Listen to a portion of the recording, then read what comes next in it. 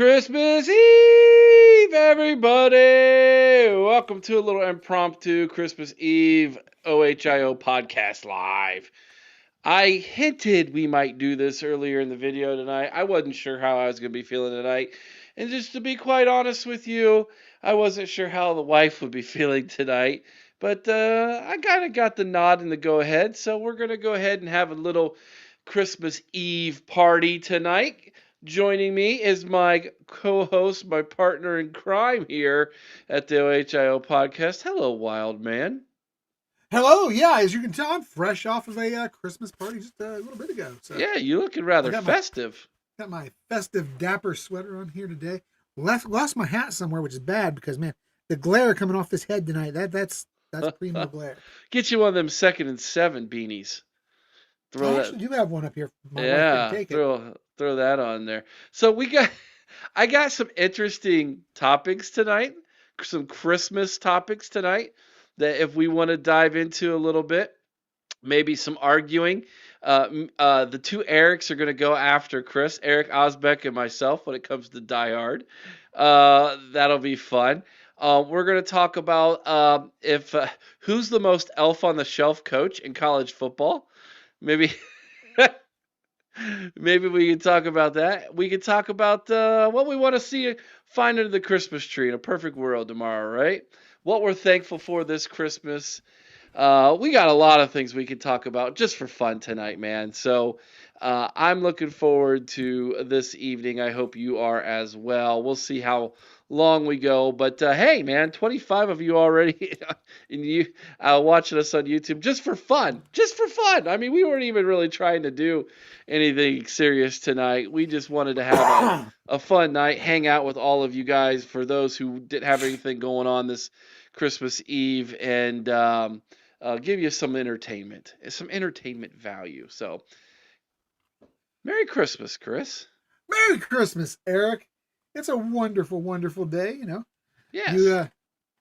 Like I say, I spent the day. I was at the store this morning, and then headed on over to my sister's for a wonderful Christmas dinner and gift exchange. Just like I said, walk through the door. I still have my dessert right here. I still got Nice. got some ham. So yeah, came home with lots of leftovers. That's always a plus. Yeah, I'd take it. But yeah, I know that.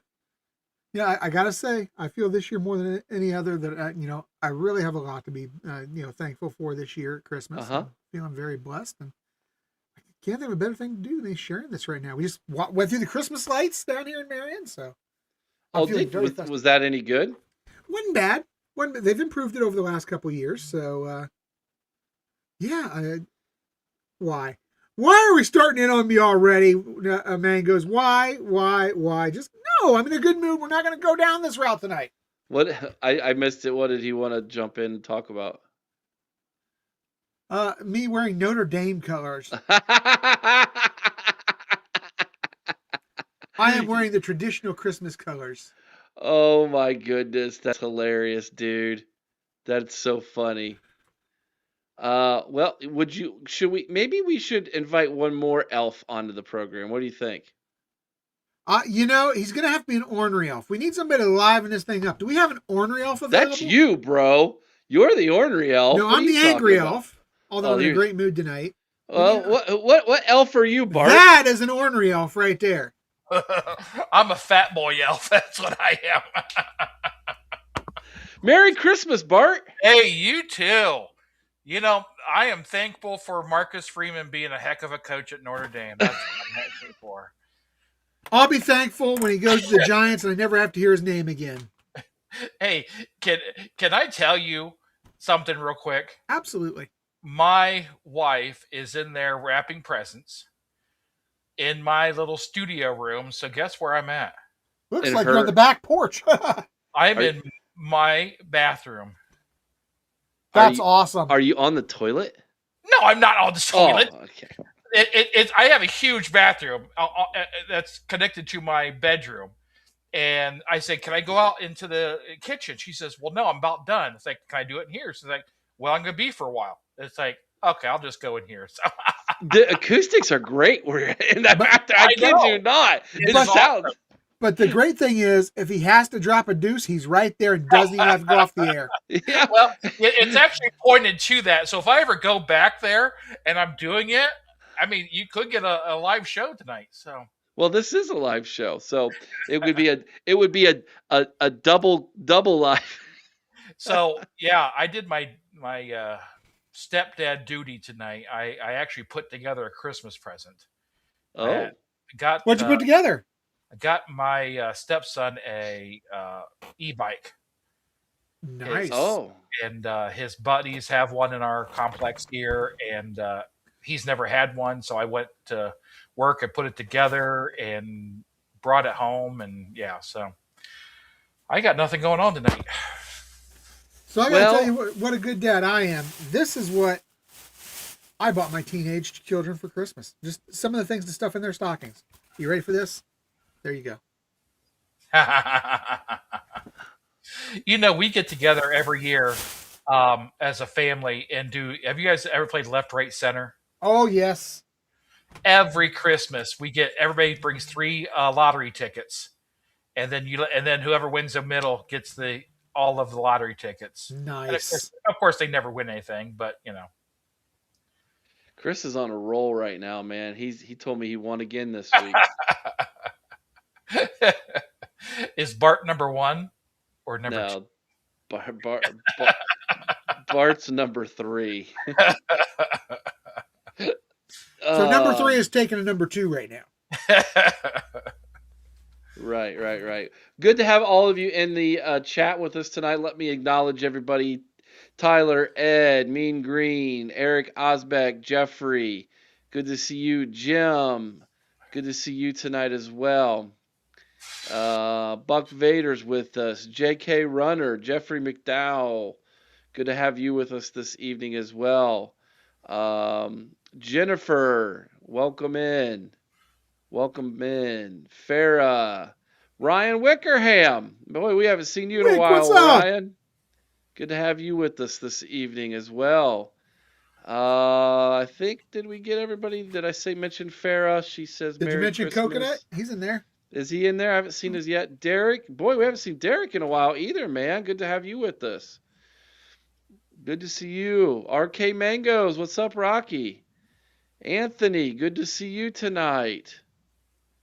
I'm still scrolling down, so I might be getting a coconut soon here, but good to have everybody with us. Don't want to miss anybody. There he is. Good to have Coconut with us. All right, man. So make sure you hit that thumbs up tonight if you don't mind. Hey, what's going on there? Proud Anky? Ankle. Oh, okay, Proud Ankle. Proud Ankle. I have 2 proud ankles. I do too, but one of them's titanium. Merry Christmas, everyone. Go Bucks. Welcome in. And my favorite Christmas gift of the year is here as well. Oh, baby Sarah's on the line. Yes. Yeah. So Sarah, let's start. It's really great that you're home and feeling well. Really glad. Let's to hear start that. there. Can we start there? Let's start there. Can I tell everybody what I told you? Sure. Well, I mean, she's doing good now at home, but she's got to be cooking you dinner tonight and making it look good. I mean, you're the pod father, so. She ain't cooking dinner for a while. But she always looks good, Bart. So. Nah, oh, yeah, she does. Yes, she does. So since about September, Sarah has been experiencing pain starting in her chest, going through her arms. She's been rushed to the emergency room a couple times. We were thinking it could possibly be anxiety attacks. That's what a lot of people were leaning towards. We went to St. Anne's Hospital over there in Westerville, and about a week or so ago, they ordered her to have a stress test on Monday, which was 2 days ago, early Monday morning. I haven't been on here live, I think, since Sunday night. And again, and shout out to Chris for filling in and doing a great job on Monday and Tuesday, helping out with everything while I was gone. She suffered a heart attack while on the treadmill during the stress test, and they found a blockage of in the widowmaker, basically the artery in the front of the heart, and they were able to get a stent in and saved her life. She was, and anyways, long story short, the doctors believe that all this time she's been having the anxiety attacks, they were really heart attacks, upwards of over 50. And here's the Christmas miracle. The doctor, when we left yesterday, said, I can't find where there's any damage to your heart, which is a miracle. And he called it that. So we're thankful, very thankful. She's home, she's resting. Appreciate everybody with all of your prayers and your well wishes and everything. Thank you, Chris, for doing a great job filling in. Thank you, Bart, for filling in as well and asking me if there's anything you can do to help. And really, why don't you tell everybody who's the first person she wanted to talk to? She actually called Bart first to yell at him. She wanted, in her loopy state on drugs. Oh yeah. She's like, hand me the phone. I am yelling at Bart. What did you do to get yelled at, man? Well, if you want to, Christmas time, let's talk about, I've had anxiety most of my life. And it's a real thing. Mm-hmm. People don't understand it. They think you're crazy. And so, that's what we thought Sarah was going through, like anxiety, but it's real. And I just talked to her about what I went through and how to diagnose it and get your mind right. And I hate to say that what happened to her is the best thing that happened to her, but it honestly is the best thing that could happen to her. Obviously you don't want to have that, but now that she knows her heart's good, she's going to be on the doctor. She knows it's not anxiety. She knows she's not crazy. But she had to call and yell at me and say, hey, I told you it wasn't anxiety. But anybody who's ever had anxiety in their life, they just want to find an answer of what is going on. And when you don't get that answer, your anxiety builds and builds and builds. So it is so, and I feel so thankful that she found out what was going on, because now her mind is going to be at rest.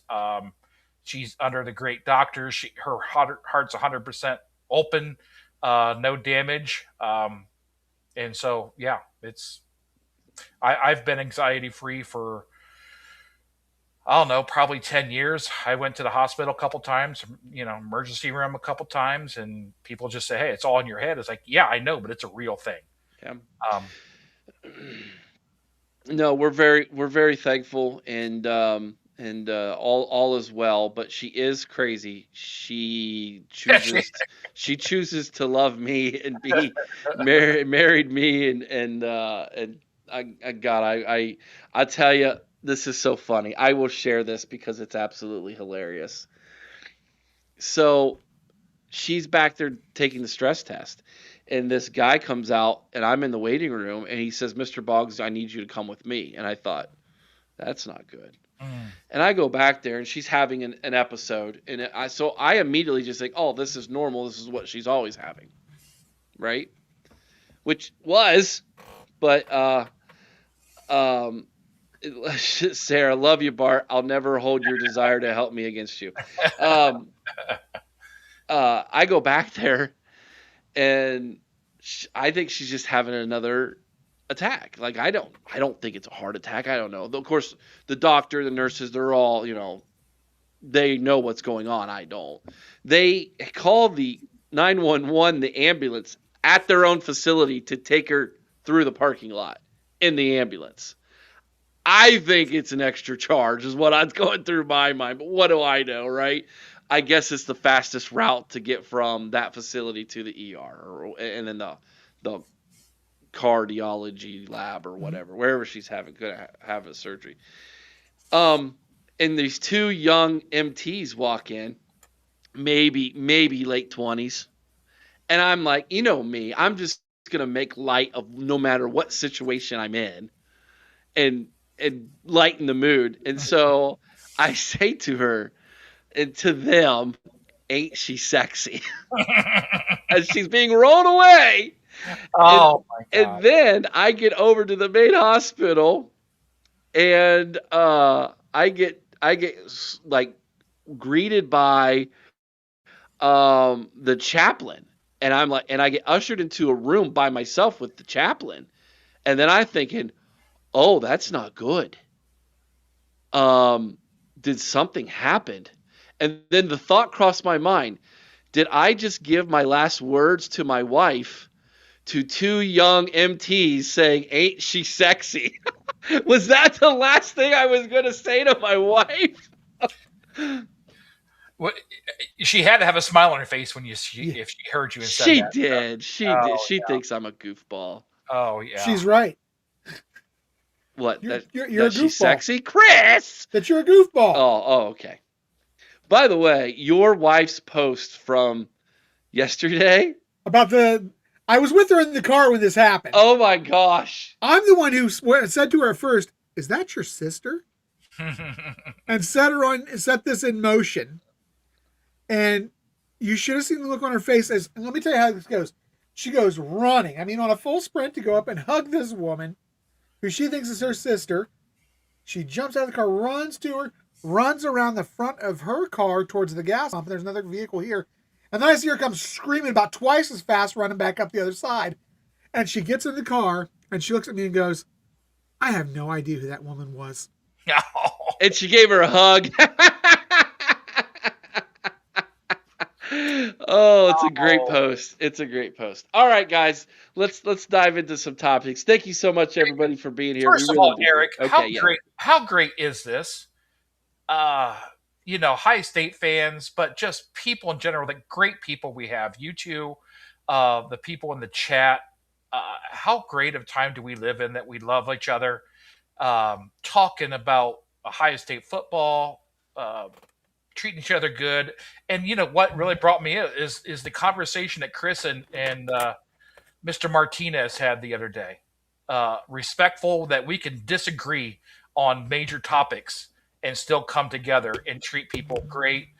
Everybody in the chat is just, I mean, I've met so many wonderful people just being on here, and how it's just, I'm thankful for meeting you guys and having this opportunity. But Christmas Eve, we're hanging out together. Is there a better time we're doing right now than right here and now, I guess? And it's not even about football. It's just about hanging out. That's the great thing. Yeah. And you mentioned Renee calling in the other day. What a great call. What a Yeah. great guy. I really like that guy. And I hope I cleared up some of the confusion about me and my dislike for Marcus Freeman and not Notre Dame itself. I still had a little dislike for Notre Dame. We might get into this a little bit, Nick. I might touch on this. I did another video this afternoon about their coaching issues and what's going on up in Ann Arbor. That's another reason to be thankful tonight. So we might touch that as well. Coconut says, "Man, I love this podcast channel and the people here." Yeah, so my desire has always been to build a community. I think if you build a community that wants to be together and hang out, you can achieve so much more together. So that's always been the desire of the OHIO podcast. I really feel in the last year we have done that.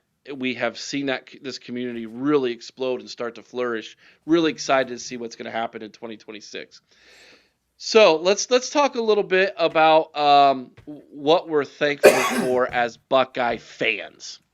I shared a little bit about what I'm thankful for as a husband, but I would like to know what you guys are thankful for as Buckeye fans. I think we all can agree that the national championship in 2025, in 2024 season that we won at the beginning of 2025, we're all thankful for that. But beyond the national championship, I would love to know in the chat, give me one thing beyond the national championship as a Buckeye fan you are thankful for this Christmas season. Chris, I'll start with you. Well, I'm thankful that, and I joke about it a lot, but I'm thankful that Ryan Day did not listen to me after the Michigan game last year. I am thankful that we have a coach and a program that I believe is above reproach. We don't have a dirty program here like the people to the north of us. We have a program we can be proud of. We have a program that is constantly competitive. And we have a coach who I believe does truly care. And finally, I think finally gets it as far as the rivalry aspect of it goes. So that is what I am thankful for as a Buckeye fan. Bart? Well, I think you get your allegiances from your father. I did. And I'm thankful he was a Buckeye fan. But he also cursed me because I'm a Browns fan. So when you're a Browns fan, you actually appreciate being a Buckeye fan so much more. Um, Week in and week out, you know you're going to get their best. Being competitive almost every year. I've seen three national championships in my lifetime. How many people could say that for your favorite team? And it could be 4 coming up. Should be. But just be able to, I relate it to being almost like a Yankee fan or a Dodger fan, that they're always competitive and winning. But they do it with, boats loads of money and just outspending the competition. But then we're just Buckeyes, and the people you meet, and I'm just thankful that I get to watch great football every Saturday and not be disappointed too much. Let me read some of these from you all, and then I will share what I'm thankful for. Nick says, I'm thankful for Ryan Day. Aaron says he's thankful for a natty and beating Scum in the same calendar year. Let's see here. Tyler, this is so on brand for you. I would expect nothing less. I'm thankful we're not Michigan. Coconut says, I'm thankful for the integrity of our program and university. Farah says, I'm thankful for a team full of godly young men. Amen. Ed Rogers says, I'm thankful for our D. Roy, getting very personal with his, and God bless you, buddy. I'm glad you're here with us as well. After battling cancer, I'm thankful for the gift of life. Amen. Let's see here. Jeffrey says, I'm thankful we have head coach Ryan Day and not some idiot like Sharon Moore. Sharon Moore. Sharon. He made it one R. He was Sharon Moore, all right. He was definitely Sharon Moore with them blondes. Proud ankle. I like that one. Thankful that Ohio State is consistently good year after year. Jeffrey says, I'm thankful we have a clean program and we aren't a complete national embarrassment like the team up north. Troy says, I'm thankful for the awesome team I get to root for each and every year. Win most, lose once or twice a year on average, and always are in the consideration of best teams. We got it good. Eric Osbeck, similar to you, Bart, I'm thankful my mother showed me the ways of Ohio State. Oh, here we go. Look at this one, guys. Nick, honestly, I'm thankful for this podcast. I've been a loyal listener since the beginning with audio only with Sergeant MVP. That proves he was since the beginning. Speaking of which, have you heard from Aaron lately at all? It's been a while. Yeah, we need to get him on for our New Year's show, right? Yeah. Or when we do our anniversary show in March, we usually have him on there to see if we can get him on.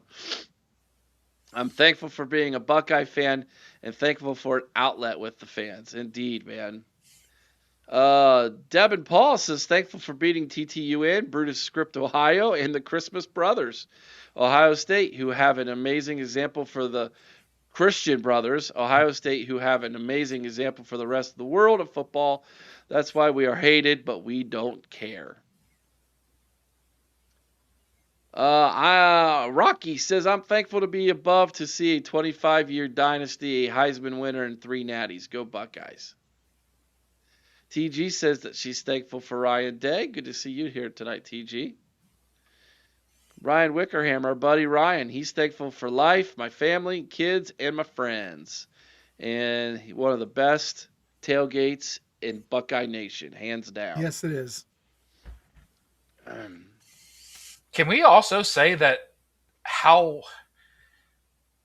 I don't know, the last, basically the last 2 or 3 years, how much Christ has been involved throughout the Yeah. football program. And you almost are, I guess, I think we're all more proud of what they become as a team. And when you see athletes that they don't have to be on campus preaching, baptizing, singing with just fellow people that love them, that these people have, I can't say a duty, but people look up to them.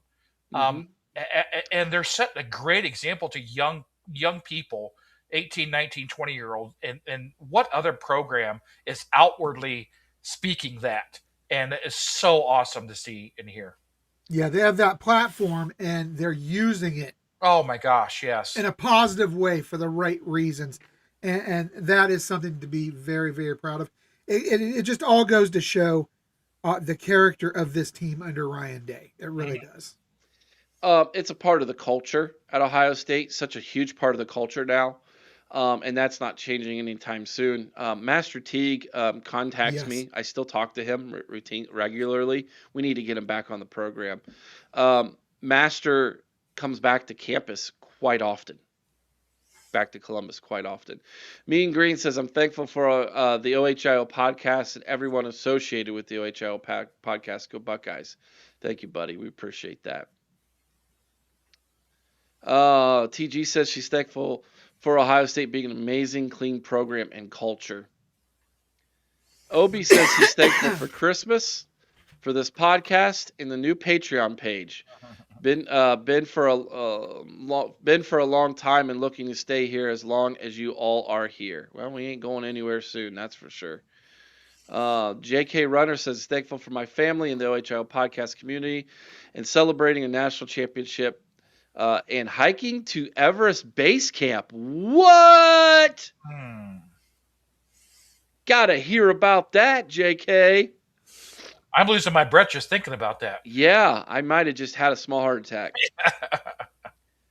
What's up, Tony? I'm thankful for my best friend, Jenna, even if we can't be together on Christmas this year. Aw, good to see you, buddy.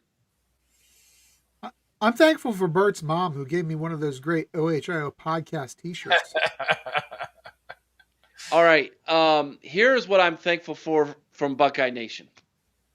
Beyond the podcast, beyond my wife still being here with us, I went into this year with the expectation of 10-2, beat the team up north, get to the college football playoff.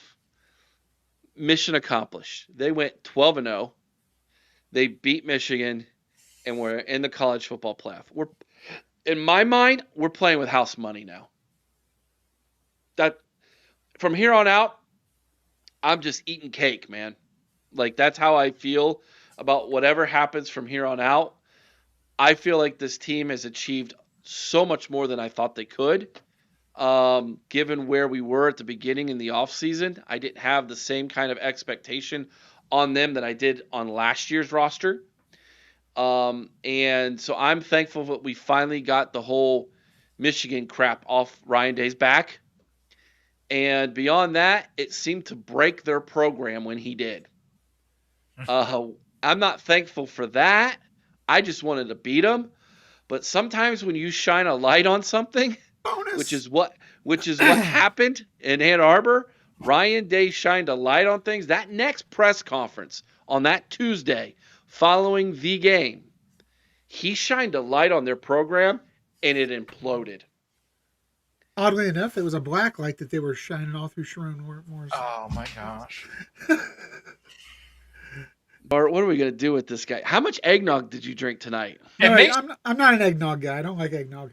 It makes me mad that I can't make these comments, but he is. He's really beating at me to it tonight. So. He is. All right, so that's what we're thankful for. What would you like to find under the Christmas tree tomorrow that is Buckeye related? Again, perfect world. You can choose anything that you have to open up and look at or hold or handle. So it can't be like, I want to open up a national championship under the Christmas tree tomorrow. I can't be that. What Buckeye-related thing would you like to open up under the Christmas tree tomorrow, Chris? And chat, put your answers in the chat.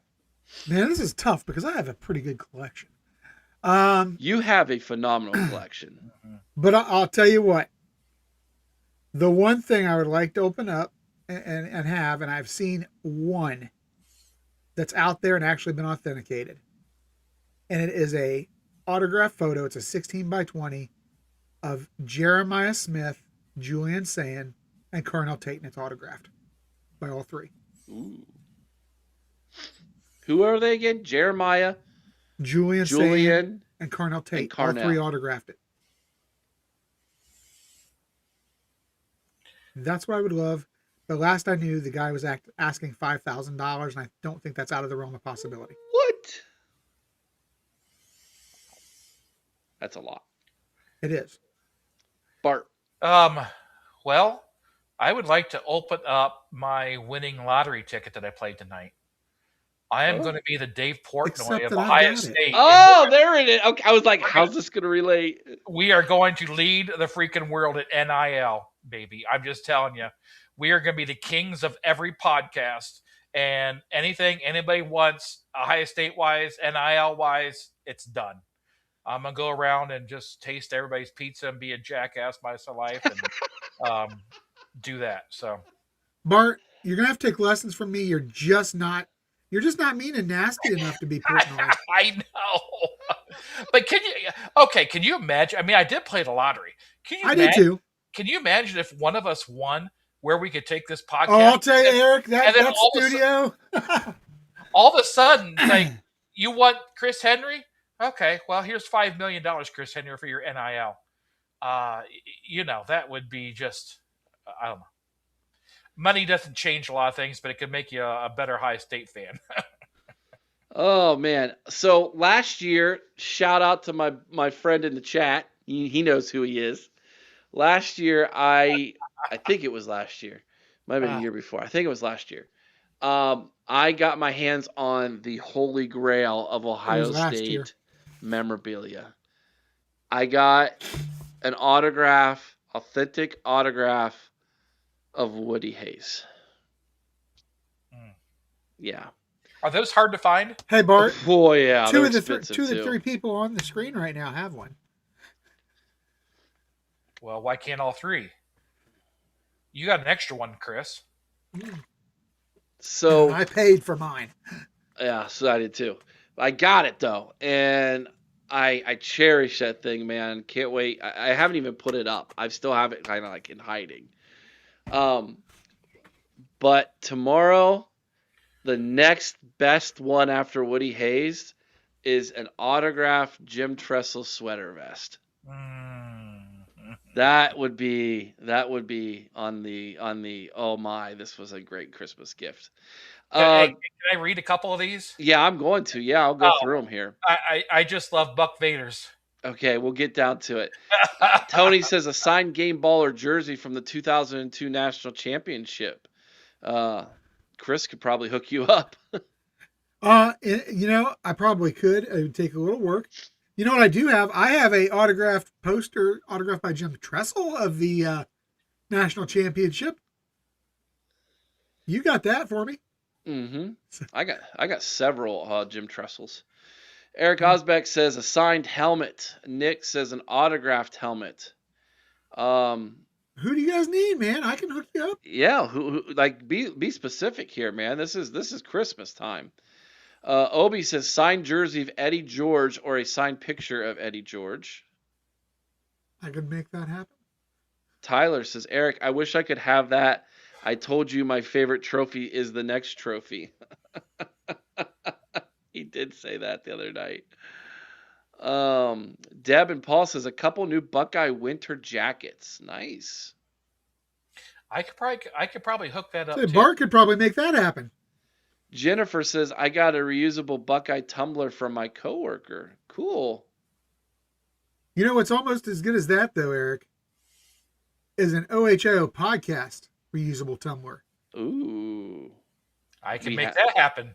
We're going to make that happen we can make these things happen. We had them. I think we're all sold out finally. Do we have any left, Chris? We have one left. One There left. it is. I We're can gonna Maybe we ought to give it away to somebody tonight, and make it their Christmas present. let's do it. Let's give a Christmas gift away tonight. We'll come up with a trivia, so make sure you're paying attention tonight, guys.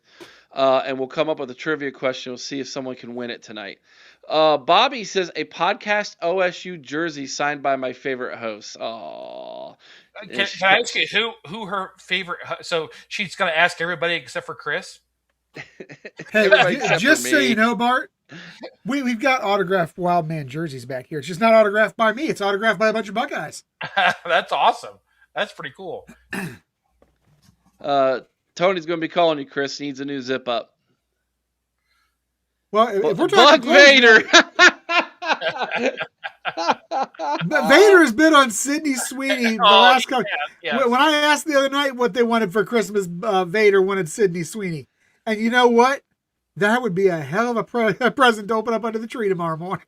We could probably make that happen. You know what? If anybody could make it happen, it would probably be Vader because that guy's got all the connections. Jim says a shirt from the OHIO podcast autographed by all the podcast hosts. We probably can't do all of them because we don't all live in the same area. That's part of the problem. We got hosts all over the country. TG's in Chicago and Nate's in Tennessee, and the three of us live pretty close together, but that's You know, it. if you wanted to not, I guess if you wanted to write a pen on a jersey, you could, or you could just write them and scan them to me, and I can make a shirt with the autographs. Oh, So it that's a wouldn't, great idea. it wouldn't be like the actual pen to a thing, but you could have the autographs, and we could have the OHIO podcast, and then signatures all the way around it. Let's do it. And if you want it pinned, we can make that happen with the select few of us that are in this area. The three of us could probably even get it up to Schrock and What's nice Corey about now. not having it pinned is it won't wash It away. won't wash away. That's correct. And I can make, a high state stuff like embroidery stuff and everything else. I just can't advertise and sell it online. You know what I'm saying? Right. So I can't, if anybody wants any stuff, I could do it. I just can't advertise out there on the platform to sell it. So Coconut, this is a good one, buddy. I would like one more season running up and down the sideline as a manager at the beloved shoe with football in my hand. Yeah, dude, that's a good one, man. My wife always looking for a vacation. See her up in the chat? Yeah.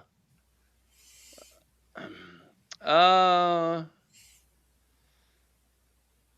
think we got them all. Bobby volunteers to drive around the country, give everybody signatures.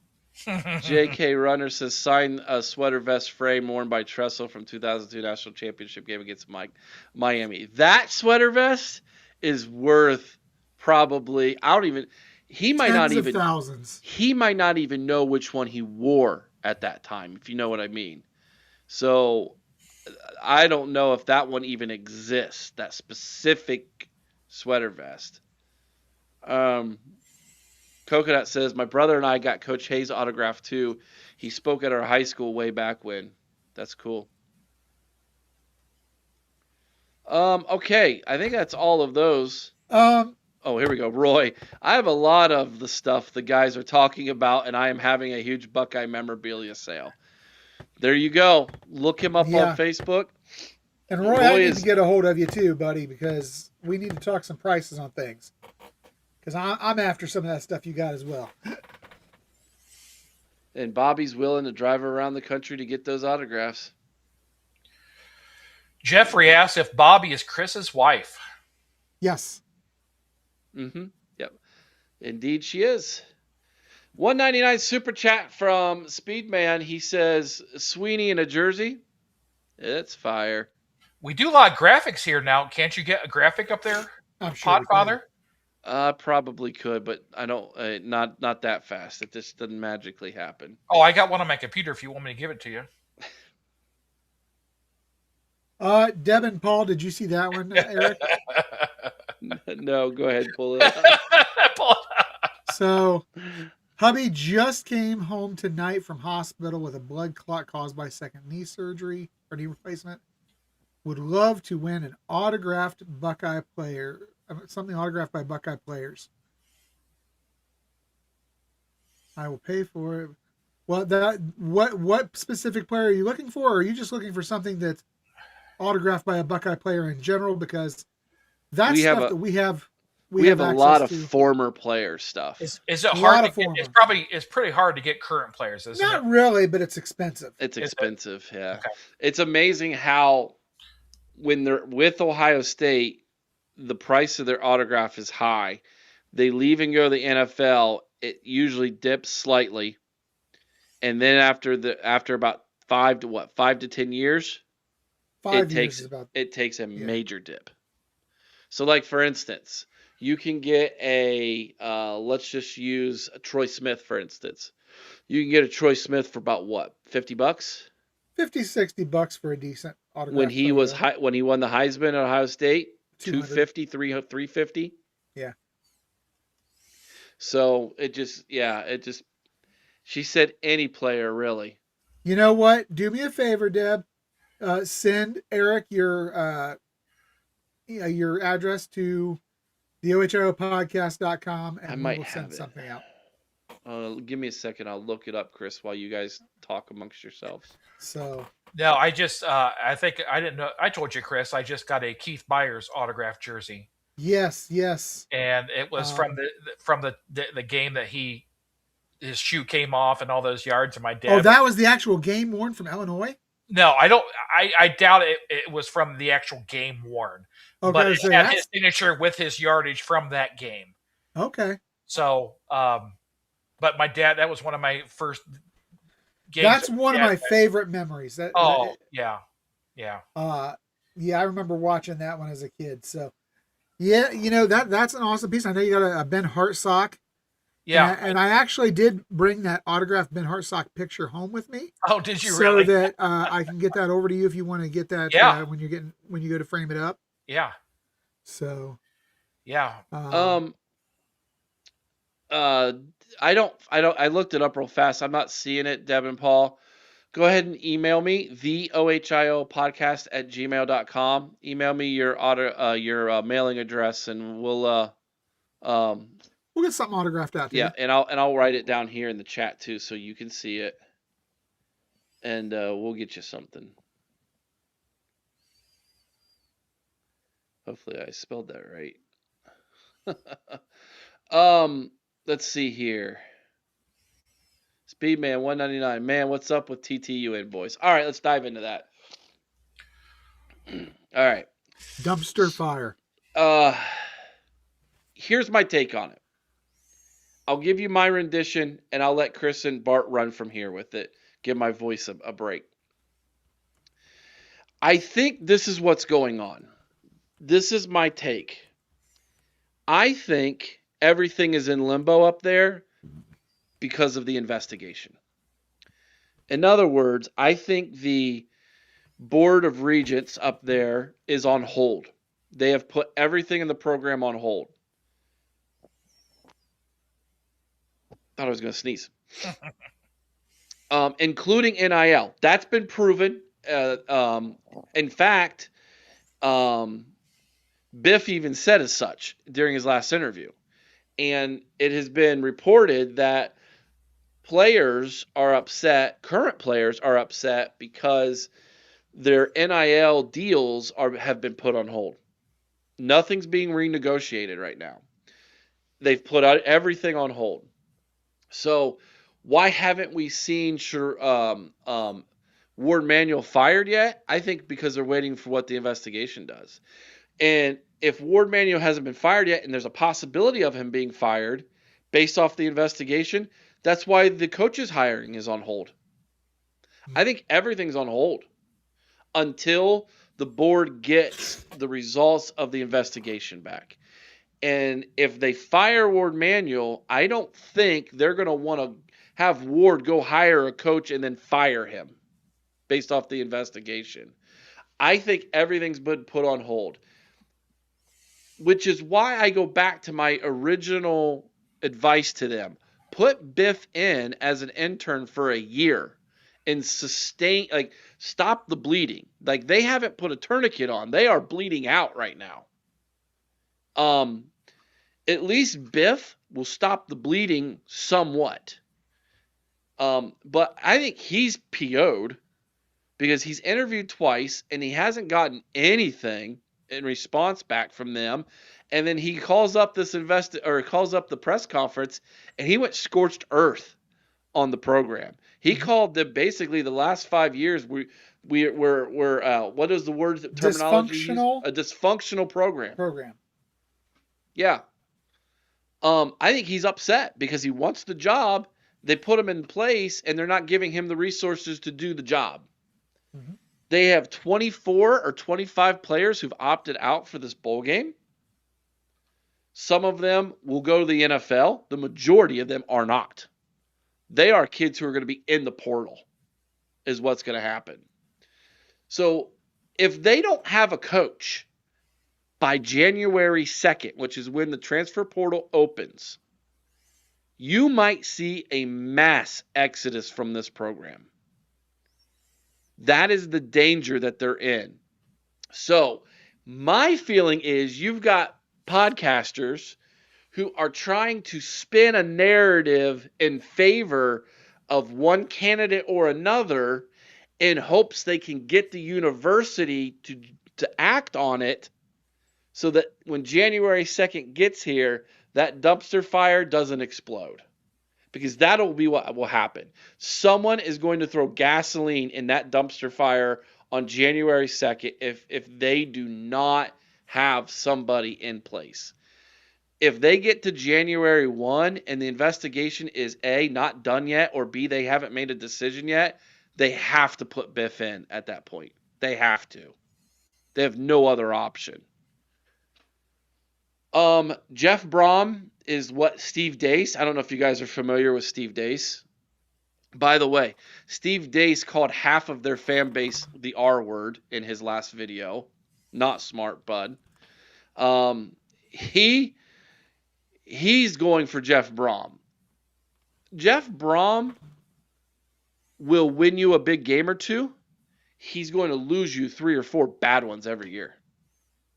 That's been his MO his entire career. And what's funny is I'm hearing, Eric, that he is actually on the verge of signing an extension with Louisville right now. Well, didn't he do the exact same thing when Penn State came up? Yeah. I thought. But they still think Eli Drinkwitz is an option. Eli is not an option, dude. I would be shocked if Eli Drinkwitz leaves Missouri for Michigan. I'll be shocked. He just took their OC. Why would you hire the OC for Michigan and then go be the head coach at Michigan? That makes zero sense. Did you see Underwood play quarterback this year? Why would you hire the OC to begin with? Well, he just lost his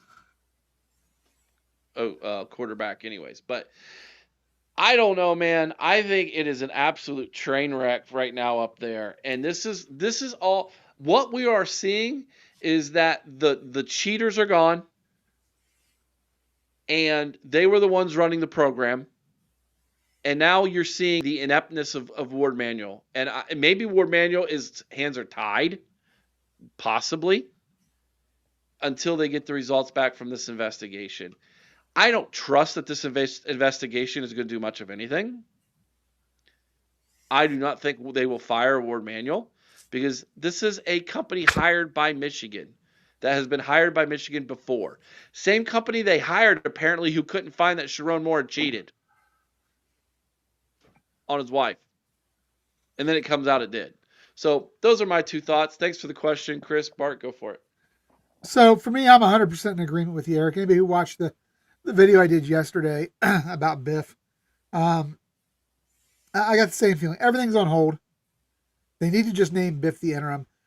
Biff said that they were going to come out and name somebody after Christmas, but before the bowl game. That tends to make me think they're leaning in his direction already, thinking that the investigation is not going to be resolved by that time. I cannot see any coach in their right mind wanting to step into a situation where you don't know if you're going to have your athletic director 2 weeks after you get hired. And you're right. This is complete chaos in Michigan, and they got 25 guys who are opting out of this bowl game. Is that what the number's up to now, Eric? That's absolute craziness.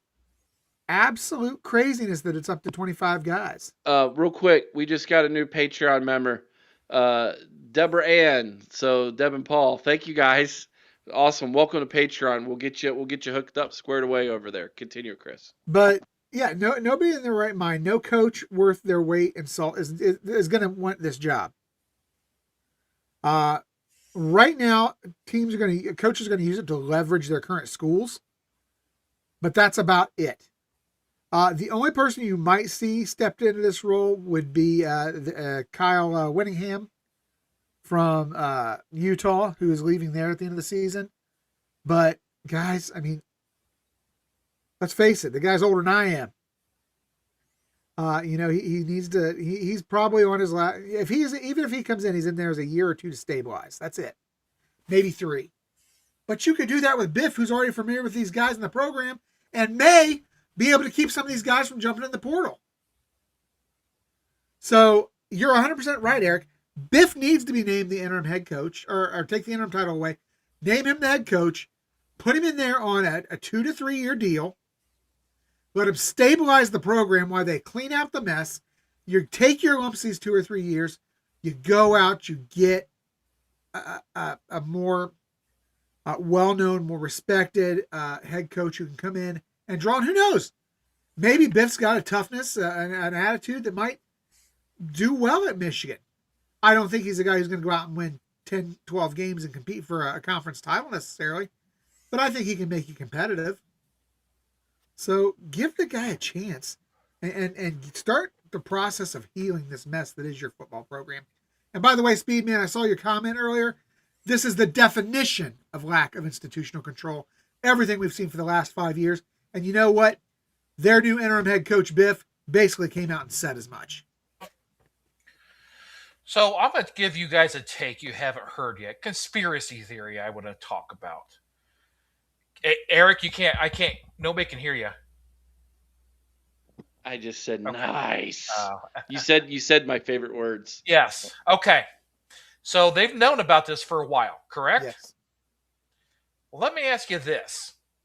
At that time, they are doing well. They're playing well. They're winning games. What if, obviously if they would have beat us, they had a possibility going to the Big Ten championship and getting to the playoffs. What if they did beat us? Would it have been swept under the rug? Did they keep it hidden because they had a chance to go further? If they beat us, that's swept under the rug. They take care of the Blondie. Everything is fine in Michigan world. What do you think about that? Eric. Okay. Oh, sorry. No, go ahead. he likes conspiracy theories.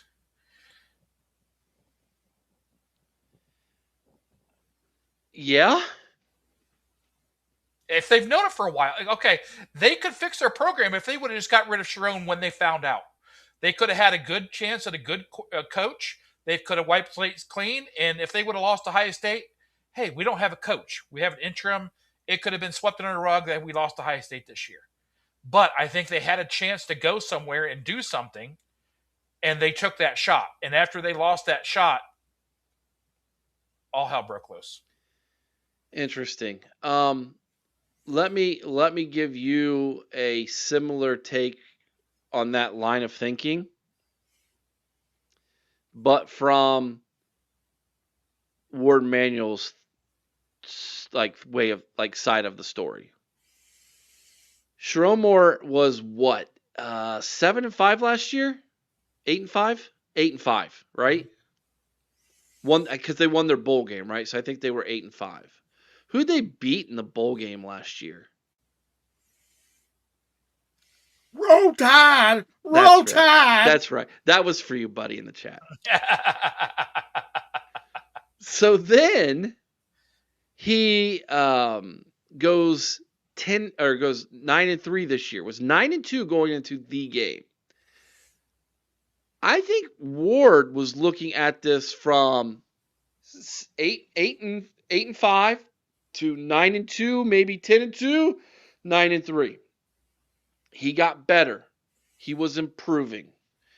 And if he would have beat Ohio State again, that's what, 3 consecutive wins for him in a row, because he actually coached for Jim Harbaugh the year before. 3 consecutive wins over Ohio State. How could I fire this guy at that point? And then all heck broke loose after the game, like Buck Vader reported, right? And when that happened, Ward Manuel had to step in, and then things escalated from there. So let me ask you this, Eric. If they would have beat Ohio State, would we have heard any of this? Would their program still be going on? We would be mad at Ryan Day. Our program would still be okay, but Ryan Day would be under the hot seat again. Yeah. And if he would have won that game, went to the Big Ten championship, made it to the playoffs, Michigan's the same Michigan we know right now. And that is bad to say, but I think I just thought about that conspiracy. If they beat Ohio State, we don't hear any of this. That's fact. That's not conspiracy. That's fact. That's their MO. I'm going to tell you right now, this whole thing, the thing getting out about Sharon Moore, I think this was done very precisely at this time by the university with the expressed intent of getting rid of Sharon Moore and Ward Manuel. That is why this was done at this time. I don't think. Okay, say your statement one more time.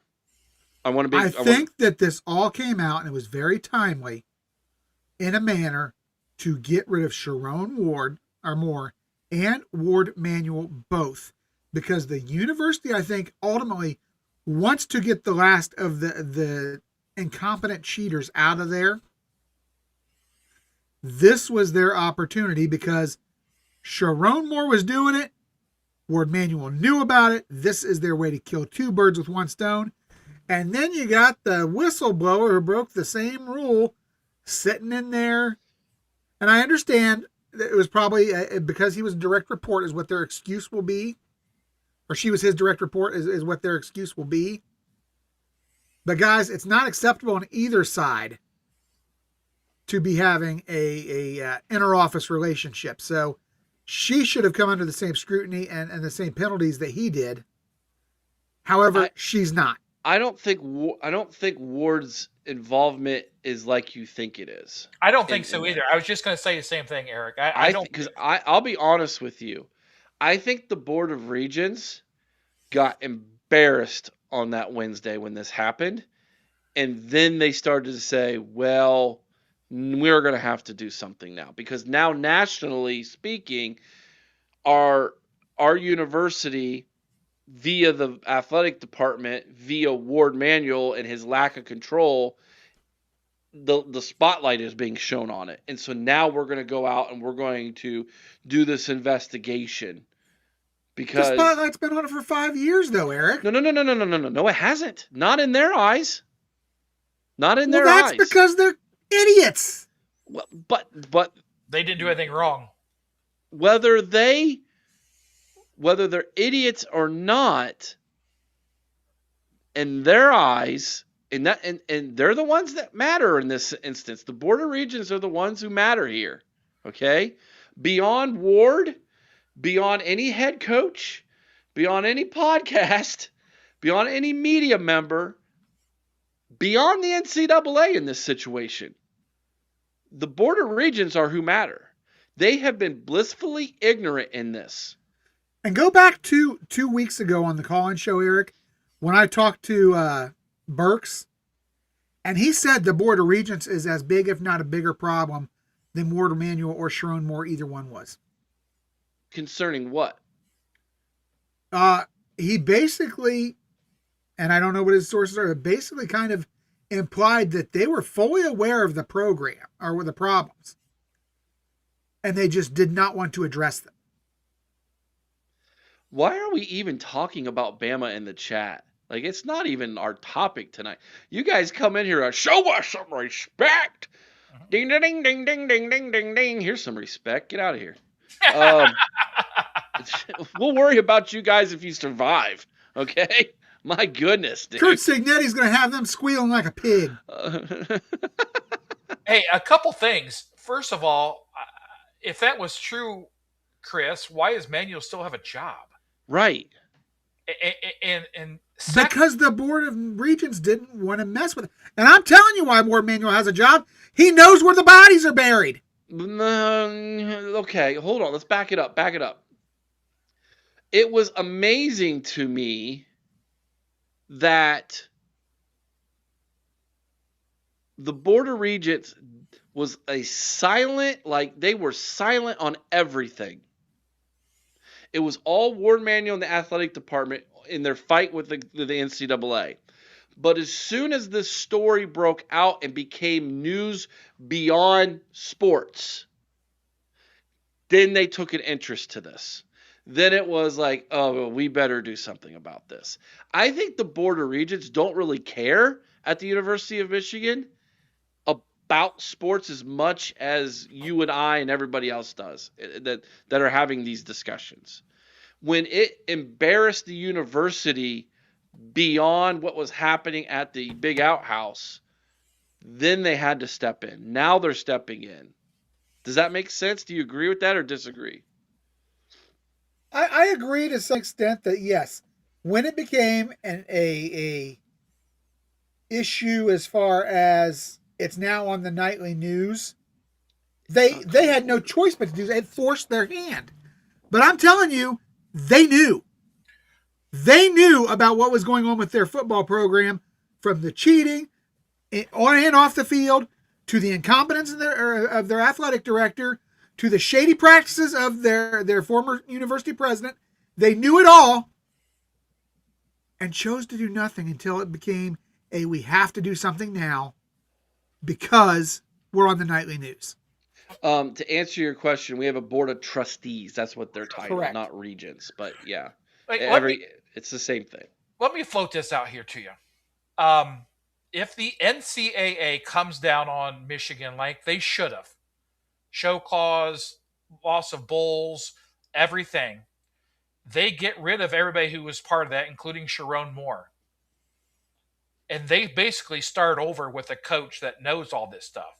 We're not sitting here today talking about the biggest, embarrassment that Michigan's ever had.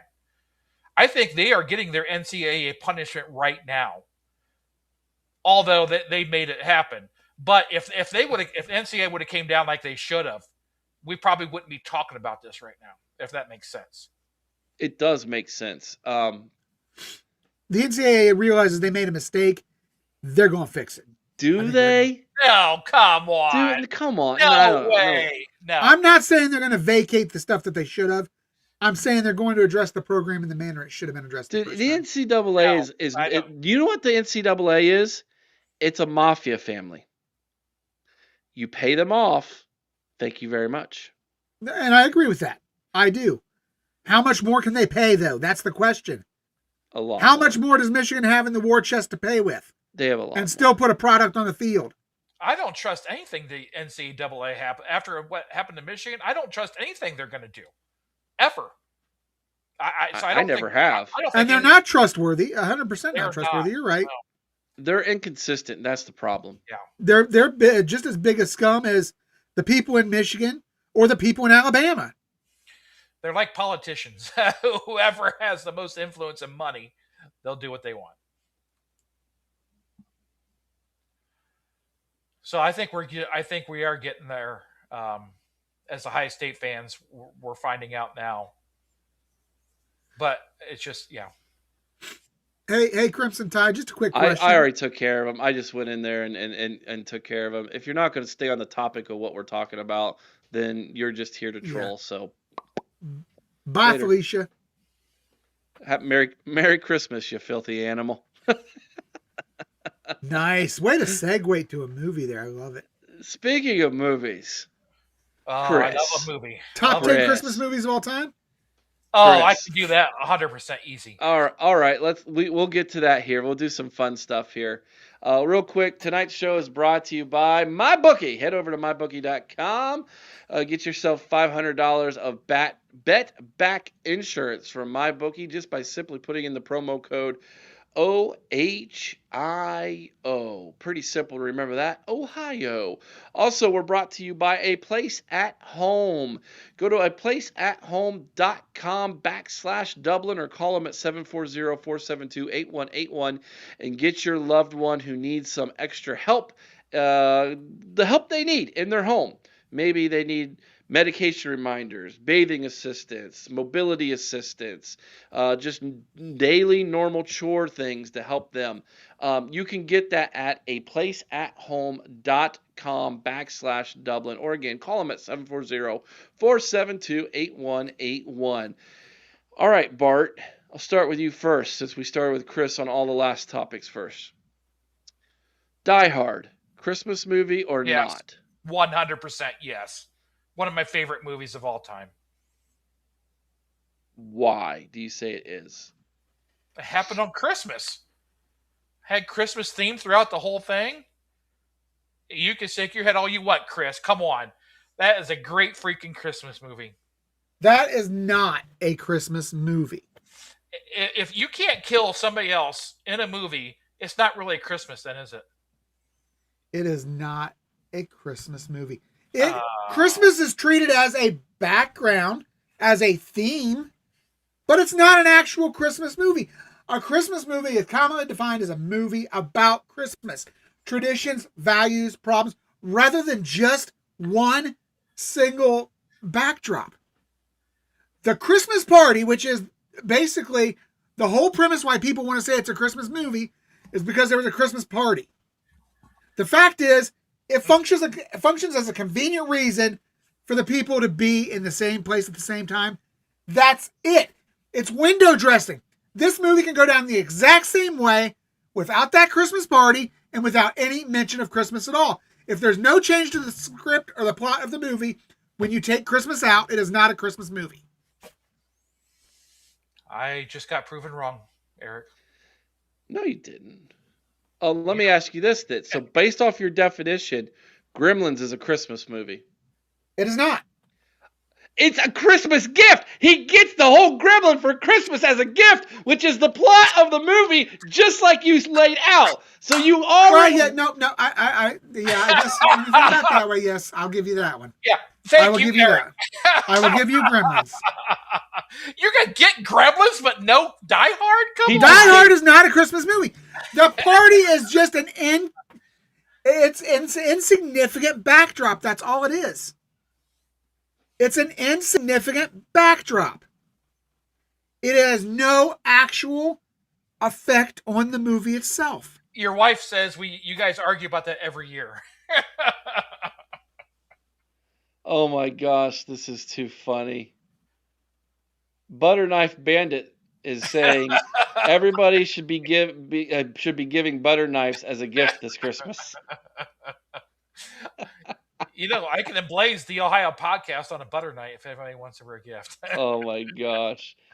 Eric Osbeck is really, he's upset about this. Yeah, we're all upset. Eric, I appreciate you. Tyler, I respect Tyler's- you, but you're wrong, brother. Well, You are wrong.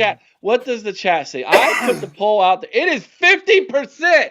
It is dead in the middle. We got to leave the poll up for a few more minutes. Let everybody make sure they get a chance to vote. Wait a minute, I haven't voted on it yet, so. Is Neither have I. is Die Hard a Christmas movie? Yes or no? It is absolutely Well, not. if it wasn't Christmas, they wouldn't have gathered for a party. The place wouldn't Why have been not? You shut could have had a down. birthday party, Barton. It could have been the same The exact. whole town was shut down. The cops weren't even around. And that's why it was the perfect time for these people. Well, clearly the cops were around, Bart, because they were at the Nakatomi Plaza. Hans Gruber knew it was a perfect time because it was Christmas time. That's why. There's no bad time to rob the bank, okay? No bad There time. is a bad time. Oh yeah. How about Friday afternoon on payday? Oh, That's okay, a bad so time. here's the thing. I'm going to throw at you the whole bank robbery. Why did they rob the bank at that time? Because there's nobody else there, and the computers were all shut down. No, because that's when the bank holds the most money. Same principle applies to a completely non-Christmas movie. When you look at Ocean's 11, Ocean's 11 is all about when they have the money. Yeah, but the only reason they have money there because there's a fight. Right, but that's what I'm saying. You could put any event in place of the Christmas party and have the same exact outcome. Therefore, Christmas is not directly relevant to the movie. Why were they there? Because it was Christmas time. That's when the banks hold the most money. Because it was Christmas time. So in Ocean's 11, they were there because there was the fights when the banks had the most money. It's not the day. It's not the day of the year. It's the fact that that's when the bank holds the most money. Well, that's why Ocean's 11 isn't a Christmas movie too. So. Correct. Yeah. But if it was held on Christmas and the most money was held, I'd say that's a Christmas. But it wouldn't be. Yeah. It's just a convenient truth. That's all it is. It's a convenient truth. It has no relevance to the movie. I wish Marcus Freeman would play Hans Gruber in the freaking remake. That would be awesome. Dude, I'd love that. Seeing him blown out of a window, that'd be all right. I'd be okay with that. Look at Nick's top 5, Chris. Number 5, Elf. Number 4, Batman Returns. Number 3, Daddy's Home. Number 2, Christmas Story. Number 1, Die Hard 2. 1A, Die Hard 2. Number 1, Die Hard. Well, let me tell you, 2 of those movies belong on the list, and the rest of those movies are pretty much, excuse my French, but ass. No, they're not. Which one's ass? They're okay. Bobby's correcting both of you. They were stealing $640 million in bearer bonds, not cash. Well, the bearer bonds were being held. Yeah, but the cops were out because it was a holiday and it was a special holiday, and they knew nobody was going to be around. So you're telling me the police don't work on Christmas? They do, but all the streets were empty because they're all home with their families. That's why. But wait a minute, if they're working, then they're not just all home with their families. Los Angeles is a huge city, Bart. They can't all be focused at Nakatomi Plaza at all times. So what's the poll say? All right, let's end the poll. Let's see where's the poll at, because I didn't get a chance to vote. Oh, it's too late. I just ended it. We got 50. There were 26 votes. 58 said yes, Die Hard is a Christmas movie. 42%. That's because they're wrong. What's the actual vote number? And if Bart's one vote is the difference. No, 26 votes, 58%. What would that be? So 15? 15 to 11? I don't think that's going to be right. Did I get that right? It's probably, you said there's 26 votes. It's probably 14-12. If I had to guess. All right. Well, too late, buddy. Well, that just means that there's 58 people. 58% of the people have no idea what they're talking about. Let's work on our top 5 Christmas movies. All right.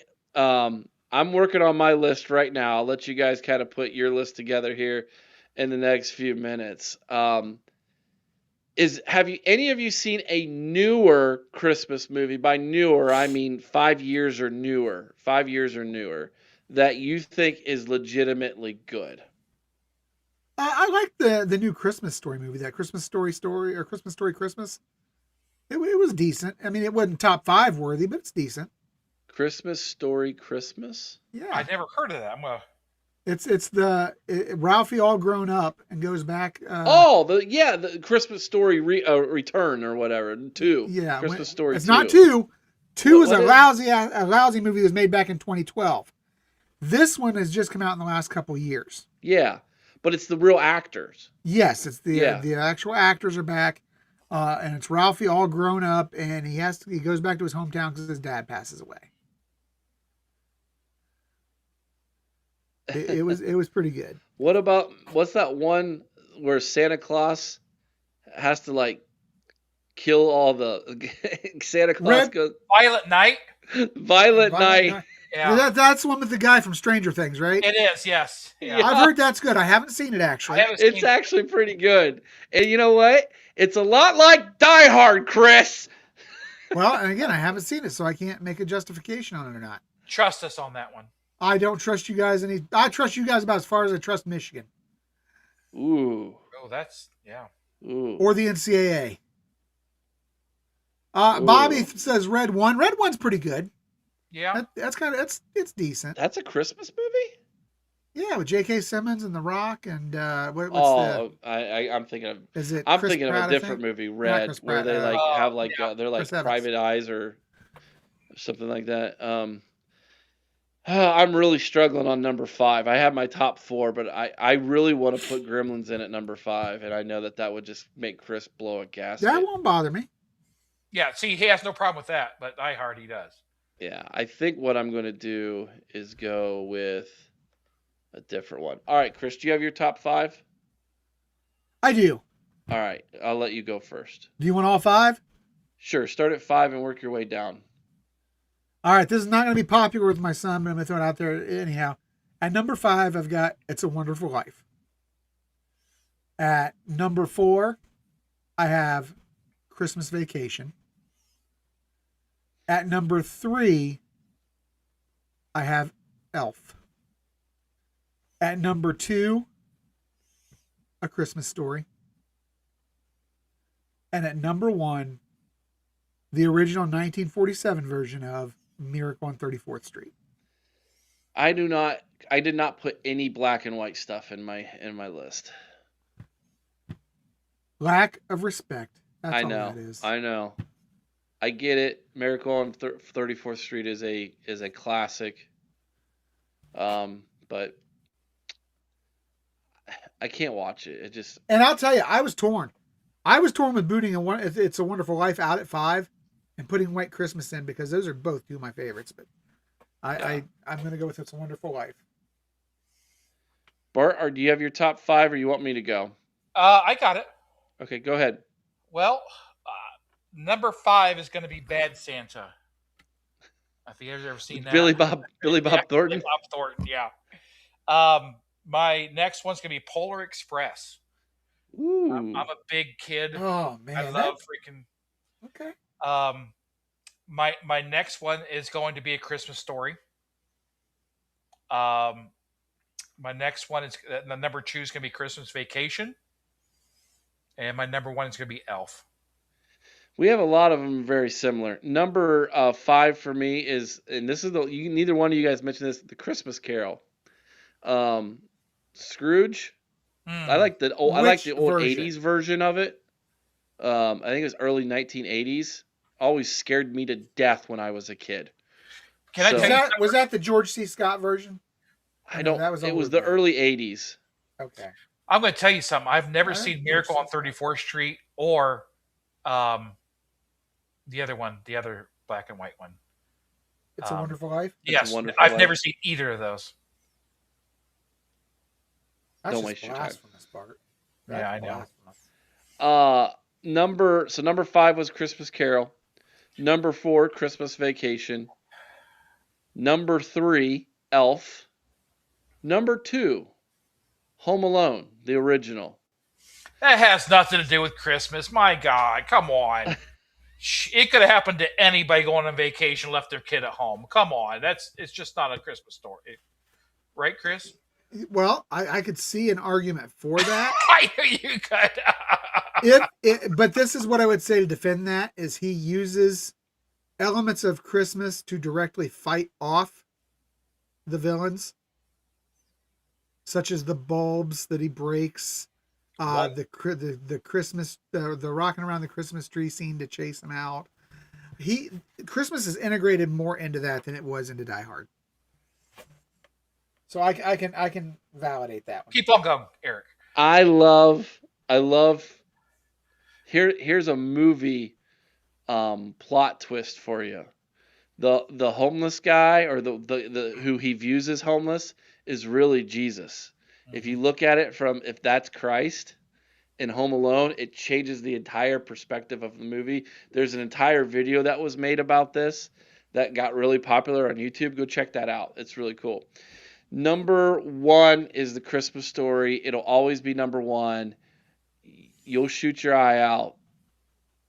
Iconic. We almost got this channel taken down on YouTube because of a Red Ryder BB gun. Because of my Red Ryder BB gun decoration that was up last year. Oh my gosh. So there you go. Oh, Tyler, great one, question. Tyler. Oh, we got to do that. Oh, I'll start. I got start. Number one for me is Last Christmas by Wham. No, that was mine. Oh, is that yours too? That was mine. That is the Last ultimate Christmas, I gave you my heart. but the very next day you gave it away. That is the second worst Christmas song of all time. Oh my god! Behind only that Mariah Carey crap. What? That Mariah Carey crap was the best Christmas video of all time. I think you actually do like these, Chris. You just like being argumentative. No, I cannot stand it. I will turn off the radio if either of those songs come on. I can't believe you said that, Eric. I couldn't. I think I've got a perfect song nobody's going to say, and you said it. All right, Chris, what's yours? It's probably the stupidest Christmas song ever. My favorite of all time? I got to go with White Christmas. By like who? Bing Crosby. Bing Crosby? Okay, the OG. Yeah. Did he collaborate with Fielding Yost on that? Do you know? He did not like Notre Dame. If he did, it would be the best thing Fielding Yost ever did in his life. Oh my gosh. Favorite Christmas tradition? Oh. You know, when I was a kid, I remember all of us loading up in the car and just driving around and checking out all the Christmas lights in town, and then going to, we didn't have a display in Marion at the time, but we'd drive, I'm trying to remember where it was. If you went a little north, Upper Sandusky had a good one. Well, Upper Sandusky had a good one. And it was free, isn't it? No, it's $5. It was $5 a car load. But, yeah. But no, I'm trying to think. Was it maybe Recreations Unlimited that had the big one down there in Delaware County? Well, there's the one that's over by over on the like Alum Creek area. Yeah, Alum Creek State Park does one over there. That is just. I think that Recreations Unlimited actually hosts that. That is a fabulous. That's the one that's got the halfway through. You got the little cabin there where it's open and you can go in and you have cookies and get your picture taken with Santa and all that. A couple years ago, for Christmas, I took Sarah and Xander to Louisville, Kentucky, where they have a cave you can drive through, and they have Christmas light drive through in through the cave. It is amazing. Now, have you guys ever been to Oglebay Bay down in West Virginia? No. I've heard that is absolutely beautiful when they do their Christmas setup down there. Do you guys do Christmas lights on your house? I do not. We did a little while, but we haven't in a couple of years. I used to do my back deck with Christmas lights, but the thought of me on a ladder scares the hell out of Bobby, and quite frankly, it should. I replaced my Christmas tree last year. I made a cross, a wooden cross, and we put not really, but the green tinsel or whatever you want to call it with lights, and it's a blessed thing, and so we don't have a Christmas tree anymore. But we better stop. We're making Sarah laugh, and it's not good right now. So now, I guess my tradition was what I told you guys is getting together with a family and playing LCR with the whole, we'd have 15 people around this table, and if you just multiply me by 15, that's what my family's like, and it's just the funnest time ever. Oh, Tyler, another great question. Is it live or is it plastic for the trees? Plastic for us. We do plastic as well. I would love a live tree, but just so much work involved with a live tree. My favorite Christmas tradition is going to church on Christmas Eve. That's my favorite tradition. You say, what's that? How's that different than any other Sunday that you go to church, Eric? It just is. It's just different. It just hits different on Christmas. The coolest thing I ever saw was my ex-wife was Catholic, and we got to go to a midnight mass, and that was really a cool thing to go to. It was one that was still done in Latin, I believe. Didn't understand a word, but it was awesome. I've got 4 trees growing down in my basement right now. Does that count? Throw some lights on those puppies, Bart. I know. $4.99 super chat from Renee Martinez. Merry Christmas, Buckeyes, from the Irish, man. Merry Christmas, buddy. Merry Christmas. Appreciate you, man. Yeah. Also, I want to read this one as well. From Deb and Paul. Thanks, guys. It was a long, hard day today, and you brightened it immensely.